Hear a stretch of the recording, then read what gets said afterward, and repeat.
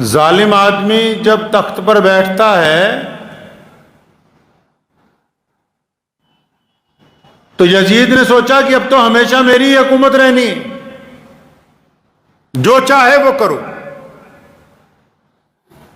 امام حسین رضی اللہ تعالیٰ عنہ کی اور تمام اہل بیت کی شہادت کے بعد جب تخت پر بیٹھا تو اس نے سوچا بس اب میں ہی رہوں گا۔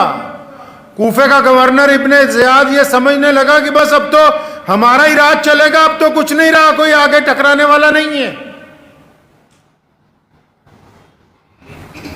ظالم حکمران جو ہوتے ہیں ان کی سب سے بڑی غلط فہمی یہی ہوتی ہے۔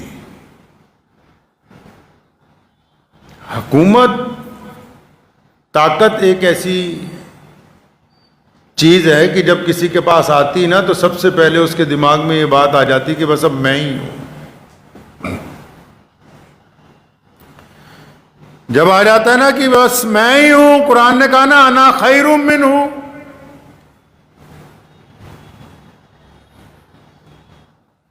شیطان نے، اللہ تعالیٰ نے کہا نا سجدہ کرو، آدم علیہ السلام کو سجدہ تعظیم نہیں فرمایا، یا اللہ میں نہیں کرتا نا، میں تو ان سے بہتر ہوں۔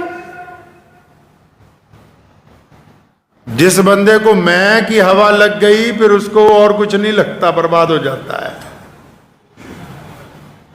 قرآن کہتا ہے کہ وہ میں کرنے لگا کہ میں تو اعلیٰ ہوں۔ جب بندہ پاور میں آتا ہے نا، چاہے وہ جوانی کی پاور ہو، چاہے اقتدار کی پاور ہو، چاہے علم کی پاور ہو، چاہے حسن کی پاور ہو، میں جب سوار ہو جاتی ہے ذہن میں، جن لوگوں کی کھوپڑی میں میں گھس جاتی ہے، چاہے وہ تخت پر بیٹھے ہوئے ہوں، چاہے وہ اپنے گھر کے اندر پاور میں ہوں، چاہے اپنے محلے میں پاور میں ہوں، چاہے وہ اپنے شہر کے اندر پاور میں ہوں، چاہے وہ کسی صوبے کے حکمران بن جائیں، چاہے وہ ان کو کوئی گورنریاں مل جائیں، جس کے دماغ میں گھس گئی اس کے لیے تباہی دیوار پر لکھ دی گئی۔ اس کا زوال آنا طے ہے، بربادی طے ہے اس بندے کی جس نے میں کرنی شروع کر دی کہ میں نے یہ کر دیا، میں یہ کر سکتا ہوں۔ وہ بھول جاتا ہے کہ تجھے جس خدا نے وجود عطا کیا، یہ جس نے رسی ڈھیلی چھوڑی ہے، جس دن یہ رسی کھینچی جائے گی تو پھر کوئی بچانے والا نہیں ہوگا۔ میدان کربلا میں شمر نے، بدبخت نے کہا، کہتا جانوروں کو پانی میں دے سکتا ہوں، سیدنا امام حسین رضی اللہ تعالیٰ عنہ کو اور ان کی اولاد کو پانی نہیں دوں گا۔ اور پھر چند سال گزرنے کے بعد وہی شمر مختار شکفی سے جان بچاتا پھر رہا ہے، کیونکہ اس نے قسم کھائی ہے کہ میں نے امام حسین کے قاتلوں کو چن چن کے مارنا ہے۔ تخت پر بھی قبضہ کر لیا، حکومت بھی پلٹ گئی، اور کل کے پیادے آج کے مجرم بن گئے۔ کل جو میدان کربلا میں چلاتے پھرتے تھے کہ دیکھو ہم نے سیدنا امام حسین کا سر اتار لیا، ہم نے ان کو پانی نہیں دیا، آج وہ پانی کی بھیک مانگتے پھرتے ہیں۔ اور جب گرفتار کیے گئے تو بادشاہ نے کہا کہ ہاتھ پیر باندھو، اس کے جسم پر تلواروں کے نشان مارو، پھر اس کو بھوکا پیاسا ایک چوراہے میں ٹانگ دو۔ جب 3-4 دن گزر گئے، پیاس کی وجہ سے زبان باہر نکل آئی۔ کون؟ شمر، جو کہتا تھا کہ میں پانی نہیں دوں گا۔ وقت پلٹتے ہوئے دیر نہیں لگتی ہے۔ شمر نے سوچا نہیں تھا کبھی کہ یزید کا تختہ پلٹ جائے گا۔ ابن زیاد بھاگا بھاگا پھرتا ہے کہ میری جان چھوٹ جائے، ابن سعد بھاگا بھاگا پھرتا ہے کہ کوئی مجھے بچا لے۔ ابن زیاد کی گردن اسی محل میں، اسی تشت میں، اسی تاریخ کو اسی وقت مختار شکوی کے سامنے پیش کی گئی جس تاریخ میں اس نے سیدنا امام حسین رضی اللہ تعالیٰ عنہ کا سر اتارا تھا۔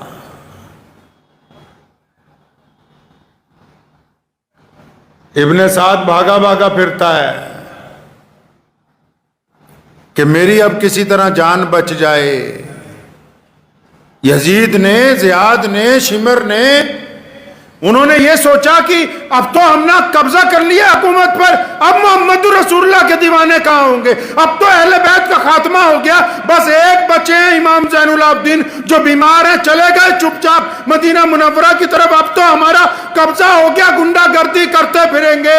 لیکن اللہ نے جو رسی ڈھیلی چھوڑی ہوئی تھی، جس دن اس رسی کو کھینچا، نہ زمین ان کے ساتھ رہی، نہ تخت ان کے ساتھ رہا، نہ فوجیں ان کے ساتھ رہی، نہ سپاہی ان کے ساتھ رہے۔ کیونکہ ظالم آدمی کو تو سب سے زیادہ فخر اپنی سپاہیوں پر ہوتا ہے، اپنے چمچوں پر ہوتا ہے، اور بندے کو مرواتے اس کے چمچے ہی ہیں۔ سب سے زیادہ غلط مشورہ اس کے چمچے دیتے ہیں، سب سے زیادہ بےایمانی کا مشورہ چمچے دیتے ہیں، سب سے زیادہ ظلم کرنے کا مشورہ چمچے دیتے ہیں، اور جب تخت پلٹتا ہے تو اسی کی گردن اتارنے کا مشورہ نئے حکمران کو بھی چمچے ہی دیتے ہیں، جن کے پیچھے لگ کے انسان ظلم کی طرف بڑھتا ہے۔ ابن سعد کے متعلق لکھا ہے کہ مختار شکفی جو تھا، جس نے تخت پہ قبضہ کر لیا، جس نے حضرت امام حسین رضی اللہ تعالیٰ عنہ اور اہل بیت کی شہادت کا بدلہ لیا، تو وہ اور ابن سعد پرانے دوست بھی تھے۔ جب سپاہی گرفتار کرنے کے لیے بھیجے نا،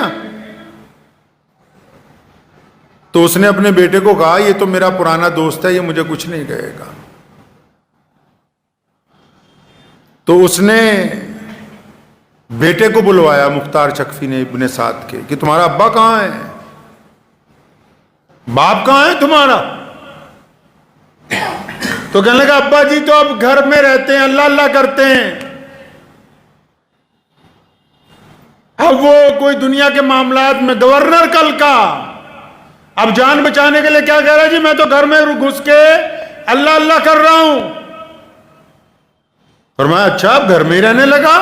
کہ ہاں جی اب تو وہ سارا دن نماز عبادت روزے میں ہی لگے رہتے ہیں، وہ کسی سے کوئی مطلب نہیں۔ فرمایا اسے بلاؤ۔ تو جب پیغام بھیجا تو اس نے جواب دیا کہ میں بیمار ہوں، آ نہیں سکتا۔ فرمایا اچھا تو اگر نہیں آ سکتا ہم تو وہاں آ سکتے ہیں نا۔ سپاہیوں کو بھیجا، کہنے لگا زندہ نہیں لانا، گردن اتار کے لانا۔ ایک سپاہی کو اس نے کہا جب ابن سعد نے کہ میری تو اس سے بڑے یارانے ہیں، وہ میرے لیے ایسا حکم نہیں دے سکتا، کہنے لگا بھول گئے ابن سعد جب تم محمد الرسول اللہ صلی اللہ علیہ وسلم کی اولاد سے بے وفائی کر سکتے ہو تو یہ تیرا یار تیرے ساتھ بے وفائی نہیں کرے گا۔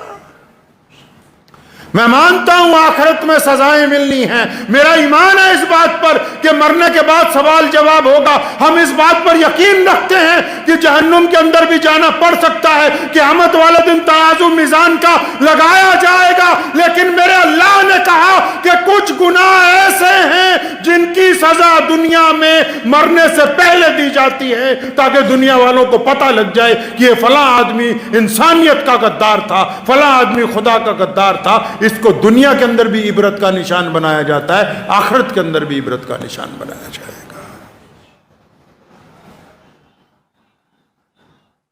ایک ایک دشمن کو 6000 افراد کو مختار شکفی نے، جنہوں نے سیدنا امام حسین رضی اللہ تعالیٰ عنہ پہ حملہ کیا تھا، سیدنا امام حسین رضی اللہ تعالیٰ عنہ کے بیٹوں کو مارا، بھائیوں کو مارا، بھتیجوں کو مارا، 6000 افراد کو۔ یہ واقعہ میں اس لیے سنا رہا ہوں آپ کو کہ وقت کے حکمران نے سمجھا کہ اب امام حسین رضی اللہ تعالیٰ عنہ شہید ہو گئے، اب تو قیامت تک ہمارا ہی راج چلے گا۔ ملک بن مروان مدینہ کا گورنر بن گیا، ظالم آدمی ہے۔ امام حسین رضی اللہ تعالیٰ عنہ کے بیٹے امام زین العابدین جب مدینہ منورہ پہنچے تو مکے کے گورنر کو، اس مدینہ کے گورنر کو اس بات کی چڑ ہو گئی کہ جو پوری دنیا سے حاجی آتے ہیں، لوگ سلام پیش کرنے آتے ہیں، وہ میرے دربار میں کم ملنے کے لیے آتے ہیں، یہ مدینہ سے چند کلومیٹر دور جو امام زین العابدین نے جھونپڑی ڈال لی وہاں زیادہ جاتے ہیں۔ ایک راز کی بات بھی آپ کو بتاؤں آج، آپ نے سنا ہوگا نا، بڑے بڑے بزرگ ہوتے ہیں، سلسلہ نقشبندیہ، سلسلہ قادریہ، سلسلہ مجددیہ، سکھروردی، سنا ہے نقشبندی بزرگوں کا نام؟ یہ پہلے نہیں تھا یہ سلسلہ. پہلے اسلام میں یہ تھا کہ جو خلیفہ ہوتا تھا وہی امام ہوتا تھا، وہی مسلمانوں کا سب کچھ ہوتا تھا. سیدنا امام حسین رضی اللہ تعالیٰ عنہ کی شہادت کے بعد جب خلافت کے اوپر ظالم بیٹھ گئے، خلافت پر ظالم حکمران بیٹھ گئے، تو پھر ان سے اسلام کی بیعت ختم ہو گئی، ان کے ہاتھ پر اسلام کی بیعت ختم ہو گئی. تو پھر اسلام کے لیے، ایمان کے لیے، محمد رسول اللہ کے دین کے لیے، قیامت تک اللہ اور اس کے رسول کی اطاعت کے لیے، پرچم اسلام کے لیے، سیدنا مولا علی رضی اللہ تعالیٰ عنہ کی طریقے پر چلنے کے لیے، میدان کربلا کے پرچم کو بلند رکھنے کے لیے، سیدنا ابو بکر کے موقف کو قائم رکھنے کے لیے، سیدنا خطاب عمر رضی اللہ تعالیٰ عنہ کے عدل کو قائم رکھنے کے لیے، عثمان ذی النورین کی سخاوت کو قائم رکھنے کے لیے، پھر نئی بیعت کا سلسلہ، پھر اسلام کی حقیقی بیعت کا سلسلہ. جب خلافت نے چھوڑا اسلام کو تو پھر سیدنا امام زین العابدین نے اپنی جھونپڑی سے بیعت کرنی شروع کی. تب یہ اسلام کے اندر یہ سلسلہ شریعت کا جو ہے وہ شروع ہوا ہے.